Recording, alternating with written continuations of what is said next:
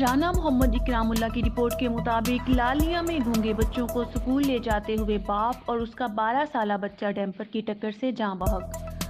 تفصیلات کے مطابق موزہ کھوکھرا والا کا محنت کش سکندر جو کہ اپنے 3 بچوں کو بس اسٹاپ پر چھوڑنے جا رہا تھا کہ جوس فیکٹری کے قریب ڈمپر کی ٹکر سے بچوں کا باپ سکندر اس کا بیٹا فیاض موقع پر جاں بحق، جبکہ اس کی 2 بیٹیاں فوزیہ عمر 22 سال آمنہ عمر 8 سال زخمی ہیں، جن میں سے ایک کو سرگودا ریفر کر دیا گیا ہے جبکہ راستے میں وہ بھی زندگی کی بازی ہار گئی ہے، جبکہ ایک کو ٹی ایچ کیو لالیہ میں زیر علاج ہے۔ ذرائع کے مطابق اس کے بچے سماعت سے محروم تھے اور اسی سکول میں زیر تعلیم تھے۔ ایس ایچ او اعجاز عمران کالو نے ڈمپر کو اپنی تحویل میں لے لیا ہے اور اسپتال میں موقع پر موجود ہیں۔ نہ جانے یہ ڈمپر جس کی وجہ سے کتنے گھر اجڑ گئے، کتنی عورتوں کے سہاگ اجڑ گئے، ان کی وجہ سے کتنے بچے یتیم ہو گئے ہیں۔